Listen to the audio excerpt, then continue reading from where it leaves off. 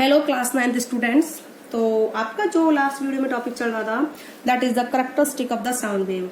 तो मैंने आपको 3 करेक्टरिस्टिक्स बताई थी जिनके बारे में हम डिस्कस करेंगे, फ्रीक्वेंसी, एम्पलीट्यूड एंड स्पीड। इनके बारे में आपको कंप्लीट बताएंगे कि what is frequency and what is the amplitude and what is the speed, और किस तरीके से हम फ्रीक्वेंसी कैलकुलेट करेंगे और एम्पलीट्यूड को कैलकुलेट करेंगे। तो हमने जो आपको बताया, जब भी कोई लाउड स्पीकर से आवाज निकलती है तो इस तरीके से एयर में क्या बनते हैं, डेंसर मीडियम क्रिएट होता है और रेयर मीडियम क्रिएट होता है। तो डेंसर मीडियम क्रिएट होता है बाय द कंप्रेशन एंड जो रेयर मीडियम क्रिएट होता है वो होता है बेटा रेयरफेक्शन से। तो इसको हमने एक वेव के थ्रू रिप्रेजेंट करना भी दिखाया था। जैसे अभी हमारे एयर पार्टिकल पास आ गए तो हमने पास लाइनें बना के दिखाई, एयर पार्टिकल दूर आ गए तो उस रीजन को हमने बोला रेयरफेक्शन, उसमें हमने दूर लाइनें बना के दिखाई हैं, इस रीजन को हम बोलेंगे कंप्रेशन। तो इसको हमने एक वेव के थ्रू, वेव मतलब ग्राफ के थ्रू, नॉट वेव, ग्राफ के थ्रू। ग्राफ किसका है बेटा, ये डेंसिटी का और प्रेशर का। हमने इस एक्सिस पर क्या लिया है, डेंसिटी या फिर प्रेशर, और इस एक्सिस पर हमने क्या लिया है, distance from the loud speaker. Okay, तो देखो यहाँ पर सबसे ज्यादा ये देखो जो हमारा रेयरफेक्शन है और ये डेंसर है, तो डेंसर मीडियम है, रेयर मीडियम है। तो जो रेयर मीडियम के बीच का पॉइंट हम ये मानते हैं कि सबसे ज्यादा सबसे कम डेंसिटी यहाँ पर है बीच में। ऐसे ही जो हमारा कंप्रेशन वाला मीडियम है हम ये मानते हैं सबसे ज्यादा डेंसिटी कहाँ है, बीच में है। ऐसे रेयर, इस रेयर में सबसे कम डेंसिटी कहाँ है, बीच में है। सबसे ज्यादा डेंसिटी कहाँ है, डेंसर मीडियम में, बीच में है। ठीक है, इस तरह से हम मान के चलते हैं। तो उसी चीज के लिए मैंने जो ये ग्राफ प्लॉट करा है, किस तरीके से करा है, ये लाइन बीच में है बेटा, तो यहाँ पर हमारी डेंसिटी क्या है बेटा, ज्यादा है। अब हम रेयर की तरफ जा रहे हैं, डेंसिटी घट रही है, बीच में सबसे कम डेंसिटी, तो नेगेटिव की तरफ गया ग्राफ। ठीक है, अब उसके बाद दोबारा डेंसिटी बढ़ रही, बड़ी सबसे ज्यादा बीच में, डेंसिटी बड़ी सबसे मैक्सिमम। ठीक है, मैक्सिमम। फिर डेंसिटी घट रही, सबसे कम बीच में, घटते घट गई। फिर डेंसिटी बढ़ना शुरू हो गई, सबसे बढ़ते बीच में, फिर डेंसिटी बढ़ गई। इस तरीके से हम प्लॉट करेंगे। क्लियर है बेटा ये बात? तो मैंने लिखवाया था upper portion of the curve क्या रिप्रेजेंट करेगा, डेंसर मीडियम को, और lower portion of the curve represent करेगा रेयर मीडियम को। ठीक है, ये बात हमने बताई थी। तो अपर पोर्शन को हम क्या बोलेंगे, क्रस्ट, और लोअर पोर्शन को हम क्या बोलेंगे, ट्रफ। ठीक है, तो लेकिन क्रस्ट पॉइंट कौन सा होगा, जो पीक है, अपर पोर्शन की पीक, इसको तो हम क्या बोलेंगे, क्रस्ट। और जो लोअर पोर्शन है, वैली, इसका जो पीक पॉइंट, इसको हम क्या बोलेंगे, ट्रफ। ठीक है, तो इस तरीके से अब जो डिस्टेंस होता है बिटवीन टू कंसेक्यूटिव कंप्रेशन या फिर कंसेक्यूटिव रिफ्लेक्शन, उसको हम क्या बोलते हैं, वेवलेंथ। जैसे एक रेयरफेक्शन इधर है, अगला रेयरफेक्शन इधर है, इनके बीच की डिस्टेंस को हम क्या बोलते हैं बेटा, वेवलेंथ, लैम्डा। वेवलेंथ किससे डिनोट करते हैं, लैम्डा से। ऐसे ये डेंसर, इनके बीच के पॉइंट को, कंसेक्यूटिव लगातार डेंसर एक के बाद एक, इनके बीच के डिस्टेंस को हम क्या बोलेंगे, वेवलेंथ लैम्डा। इस तरीके से हम बोलेंगे। ऐसे ये डेंसर मीडियम, ये डेंसर मीडियम, इनके बीच के पॉइंट को हम क्या बोलेंगे बेटा, इनके दोनों के बीच के पॉइंट के डिस्टेंस को हम क्या बोलेंगे, वेवलेंथ, जिसको हम डिनोट करेंगे लैम्डा से। ऐसे ये रेयरफेक्शन, इनके बीच के डिस्टेंस को हम क्या बोलेंगे, wavelength, that is called lambda. बोलो, समझ में आया बेटा? अब उसी चीज को हम यहाँ कैसे देंगे, यहाँ पर डेंसिटी हाई, यहाँ पर डेंसिटी हाई, तो इन दोनों के बीच का डिस्टेंस को हम क्या बोलेंगे, वेवलेंथ लैम्डा। ऐसे ये सबसे कम डेंसिटी, उससे अगली कम डेंसिटी ना, कंसेक्यूटिव, इनके बीच के डिस्टेंस को हम क्या बोलेंगे, वेवलेंथ लैम्डा। ठीक है, वेवलेंथ हम किससे डिनोट करते हैं, लैम्डा। ये वर्ड लैम्डा है। सबसे पहले मैं आपको क्या डिस्कस करा रही हूँ, वेवलेंथ के बारे में।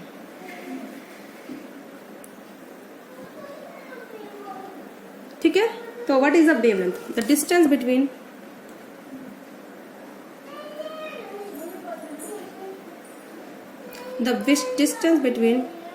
two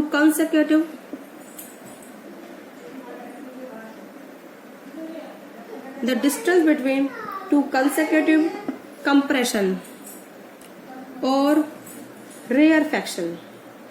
ठीक है, between two consecutive compression या फिर consecutive rarefaction,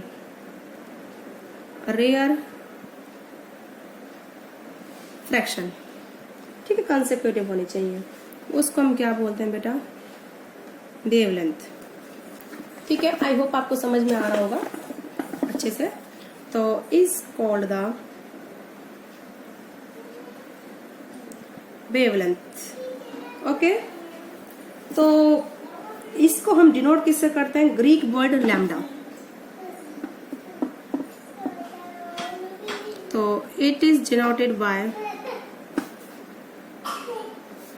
Greek word lambda. ठीक है, ग्रीक वर्ड लैम्डा से डिनोट करेंगे। अब उसके बाद जो आपका टॉपिक आता है, ठीक है, ये जो लैम्डा है इसकी ग्रीक वर्ड है, ये ऐसा यूनिट क्या होगी वेवलेंथ की, ये डिस्टेंस है। दो कंसेक्यूटिव रेयरफेक्शन, दो कंसेक्यूटिव डेंसर मीडियम के दो कंसेक्यूटिव आपके जो ट्रस्ट है, या फिर दो कंसेक्यूटिव ट्रफ है, दो कंसेक्यूटिव या फिर कंप्रेशन है, दो कंसेक्यूटिव रिफ्रैक्शन के बीच का डिस्टेंस है। तो इसकी एसआई यूनिट क्या होगी, मीटर। क्या होगी बेटा, SI unit of wavelength is metre. M से डिनोट करेंगे इसे, स्मॉल एम से। तो जो ये आपकी जो एसआई यूनिट है, अभी हम जो नेक्स्ट टॉपिक पढ़ेंगे, जिसके बारे में हम पढ़ेंगे, फ्रीक्वेंसी के बारे में पढ़ेंगे उस टॉपिक में हम। तो फ्रीक्वेंसी जो हमारा नेक्स्ट टॉपिक रहेगा, ठीक है। तो फोटो इलेक्ट्रिक इफेक्ट एक साइंटिस्ट अल्बर्ट आइंस्टाइन उसने करा था, वो उसी के ओनर पर उसकी जो फ्रीक्वेंसी की है, एसआई यूनिट क्या थी, हर्ट्ज। ठीक है, अभी हम पढ़ेंगे वो जो आपका टॉपिक है फ्रीक्वेंसी के बारे में, कि किस तरीके से हम फ्रीक्वेंसी को डिफाइन करते हैं, किस तरीके से नहीं करते। ठीक है, फ्रीक्वेंसी मतलब ये बताता है हमें कि कितने रिवॉल्यूशन या कितनी नंबर ऑफ वेव एक सेकंड के अंदर हमारी कंप्लीट होती है। ठीक है बेटा, तो आपको अभी बताते हैं फ्रीक्वेंसी के बारे में। Frequency tell us how frequently event occur. कोई भी इवेंट है वो कितनी तेज हो रही है, स्लो हो रही है या फिर फास्ट हो रही है, वो कौन बताता है, फ्रीक्वेंसी। जैसे हम कोई ड्रम को बीट कर रहे हैं, तो हम 1 मिनट के अंदर कितने बार वो बीट करा, वो क्या बताएगी, फ्रीक्वेंसी। ज़्यादा बार बीट करा है तो ज़्यादा फ्रीक्वेंसी है, कम करा है तो कम है।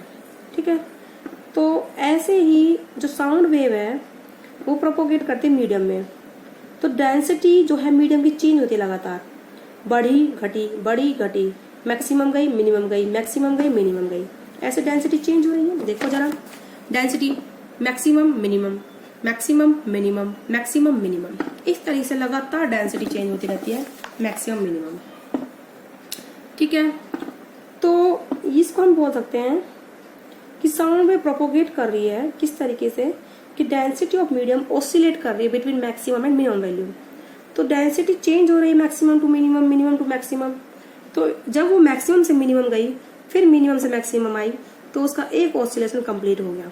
ठीक है, तो ऐसे कितने ऑसिलेशन कंप्लीट हो रहे हैं 1 सेकेंड में, पर यूनिट टाइम, या फिर उसको हम बेटा क्या बोलते हैं, फ्रीक्वेंसी ऑफ साउंड वेव। क्या बोलेंगे बेटा हम उसे, फ्रीक्वेंसी ऑफ साउंड वेव। तो हम इसे ये भी बोल सकते हैं नंबर ऑफ कंप्रेशन और रेयरफेक्शन पर यूनिट टाइम कितने होंगे, that is also called the frequency. तो फ्रीक्वेंसी की जो एसआई यूनिट है वो हर्ट्ज है। जो ये यूनिट है किसके नाम पर पड़ी है बेटा, जो हमारा साइंटिस्ट में बता रही हूँ बेटा आपको, अल्बर्ट आइंस्टाइन ने फोटो इलेक्ट्रिक इफेक्ट पढ़ा था, तो उसके ऑनर में हर्ट्ज का जो कॉन्ट्रीब्यूशन था फोटो इलेक्ट्रिक इफेक्ट में, उसके ऑनर में वो रखा है ये नाम। 1 सेकेंड बेटा, जस्ट होल्ड 1 सेकेंड।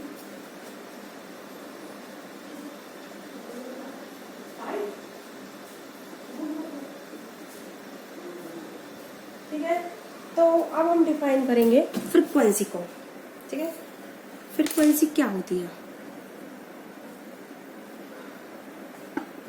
तो number of oscillations complete in 1 second,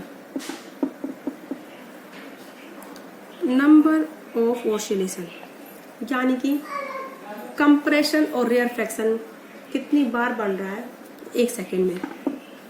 देखो इस तरीके से,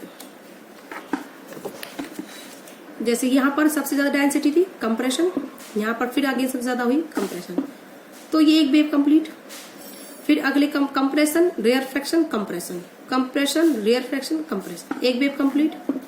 इस तरीके से कंप्रेशन, रेयर फ्रैक्शन, फिर अगेन यहाँ कंप्रेशन आएगा, कंप्रेशन, एक वेव कंप्लीट। इस तरीके से ये वेव्स 1 सेकेंड में कितनी कंप्लीट हो रही हैं? Number of oscillation complete in 1 second.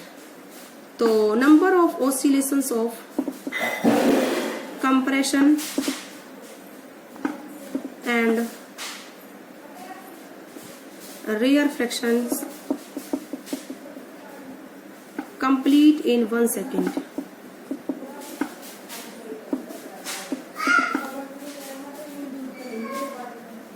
is called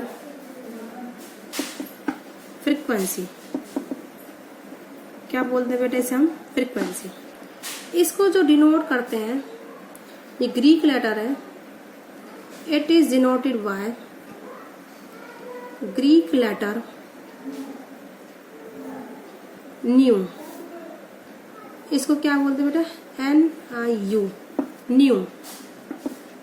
ठीक है, इसकी जो फॉर्मूला है वो क्या है? न्यू इज इक्वल टू 1 में कैपिटल T। कैपिटल T क्या है? Time taken to complete 1 wave. एक वेव को कंप्लीट होने जितना टाइम लग रहा है, मान लो एक वेव कंप्लीट होने में 0.1 सेकेंड लग रहा है, तो 1 सेकेंड में कितनी वेव कंप्लीट होंगी? 10 वेव। तो 10 क्या हो जाएगी उसकी फ्रीक्वेंसी? तो कैपिटल T क्या है बेटा? टाइम पीरियड ऑफ 1 वेव, यानी कि एक वेव को कंप्लीट होने में कितना टाइम लग रहा है, that is called the capital T। अब इसकी जो SI यूनिट है कितनी है बेटा? Is hertz. SI यूनिट क्या है? हर्ट्ज है, वो एक साइंटिस्ट के ऑनर के नाम पर है। ठीक है, तो दूसरी है और पर सेकंड। क्या है बेटा? पर सेकंड है। तो इस फ्रिक्वेंसी बेस्ड में आपको क्वेश्चंस कराऊंगी, तब आपको अच्छे समझ में आएगा। तो आज की वीडियो में बेटा इतना ही। ओके।